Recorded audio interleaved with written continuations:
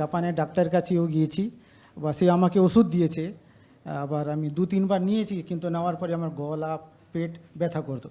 তারপরে স্যারের কথা শুনে যখন উনি এই শ্বাসের ব্যায়াম এক্সারসাইজ কথা শুনলাম আমার ওয়াইফের কাছ থেকে, তবে আমিও একটু ভিডিও দেখলাম। তারপরে আমি নিজে শুয়ে শুয়ে বা যেখান থেকে বা রাস্তায় চলাকালীন কোনো পার্কে গিয়ে বসে আমি হয়তো এক নাক বন্ধ করে এক নাকে দিলাম, এক নাক বন্ধ করে এ নাকে ছাড়লাম, বা নাক থেকে নিয়ে আবার মুখ থেকে ছাড়লাম, মুখ থেকে নিঃশ্বাস নিয়ে আবার ছাড়লাম। আমাকে একটু দেখলাম 1 দিন 2 দিন 4 দিন, কিন্তু 1 সপ্তাহের পরে আমি দেখলাম আমাকে খুব হালকা মনে হলো। তাই এসে এখানে দেখলাম খুব মানে আমার মনে হয় আমার ওয়াইফের মানে অর্ধেক এটা এখানে আসার পরে শেষ হয়ে গেছে, মানে ভালো হয়ে গেছে না, যেহেতু 1 সপ্তাহের জন্য এসেছি। আবার মানে ডাইরেক্ট জাপান থেকে এখানে এসেছি, এখান থেকে আবার জাপান চলে যাব, আর দেশে যাব না। আমার নাম শেখ আসাবুল, আমার দেশের বাড়ি ইন্ডিয়া, কলকাতা। যেহেতু আমি 33 বছর ধরে জাপানে থাকি। 33 বছর জাপানে আছে? জাপানে থাকি, সেখানে আমার রেস্টুরেন্টের ব্যবসা। যাই হোক, পরে মানে অনেক দিন থেকে স্যারের ভিডিও 2019 সাল থেকে আমার ম্যাডাম দেখছেন। দেখলেও মানে আমি মানে সেটাকে মানে করতাম না, নিজের মনে বা নিজের মাথার ভিতরে নিতাম না। যখন সে দেখতো বা আসতাম কাজ থেকে, আমি নিজে বিরক্তি হতাম না।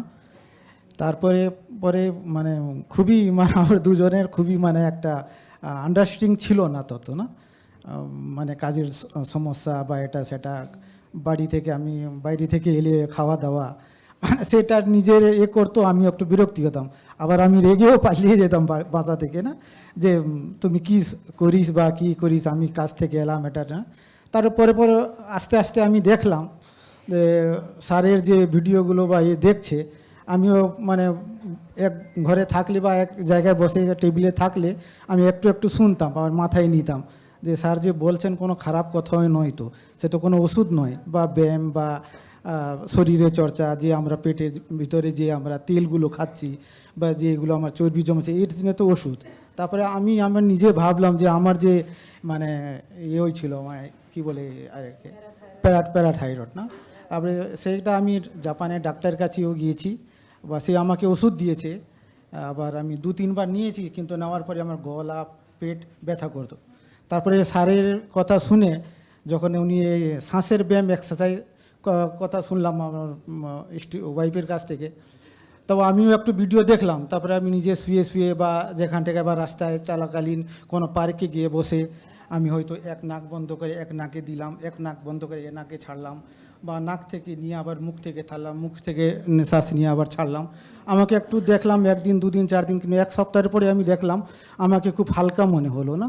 বা আমি যে কাজে যেতাম, কোনো ভারী মাল উঠাতাম বা কোনো সাইকেলে রানিং করতাম, হেঁটে যেতাম, তো মানে মানে ভিতর থেকে আমার মানে শ্বাস নেওয়ার জন্য অনেক কষ্ট হতো।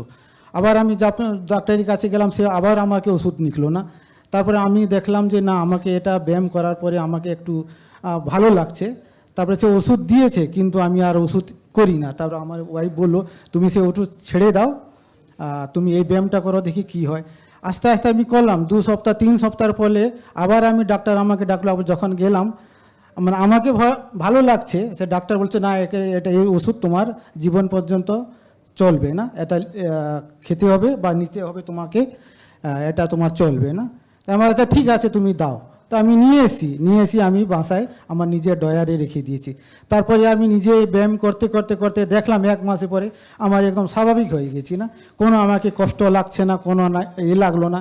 এইটার পরে তারপর আমার স্যারের উপর আমার বিশ্বাস হলো, না যে সত্যি এখন আর কি আসছে আর কি এত কষ্ট করে, এবং এখানে আসার পর দেখার পর সবকিছু, এখন তো চলে যাওয়ার সময় হচ্ছে, এখন কেমন লাগছে? এখন এখানে এসে আমার মাইন্ডটা মানে অটোমেটিক মানে একদম চেঞ্জ হয়ে গেছে। না একদম দেখলাম যে যতক্ষণ আমি মানে ভিডিওতে বা এটা সেটা দেখতাম শুনতাম বা আমি বললাম না, যদি একবার সেখানটা যাই, যদি আমাদের কোনো ভুল বুঝাবুঝি হচ্ছে বা কোনো আমরা করছি, সেখানটায় ফ্রেশ টু ফ্রেশ হয়ে আমরা নিজে করতে পারবো। তাই এসে এখানে দেখলাম খুব মানে আমার মনে হয় আমার ওয়াইফের মানে অর্ধেক এটা এখানে আসার পরে শেষ হয়ে গেছে, মানে ভালো হয়ে গেছে। না যেহেতু 1 সপ্তাহের জন্য এসেছি, আবার মানে ডাইরেক্ট জাপান থেকে এখানে এসেছি, এখান থেকে আবার জাপান চলে যাব, আর দেশে যাব না।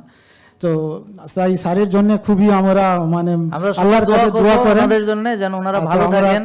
কালকে চলে যাব এইখানে, এই জন্য আজকে একটু সময় পেয়েছি, একটু লাইভের জন্য হয়তো 1/2 ঘন্টার পরে আবার চলে যাব, সেই জন্য একটু স্যারের সঙ্গে দেখা করতে পারলাম। অনেক ধন্যবাদ আপনাদের, থ্যাংক ইউ। ভালো থাকবেন। জি, আসসালামু আলাইকুম। জেকে লাইফস্টাইল লিমিটেড, ওষুধ মুক্ত সুস্থ জীবন।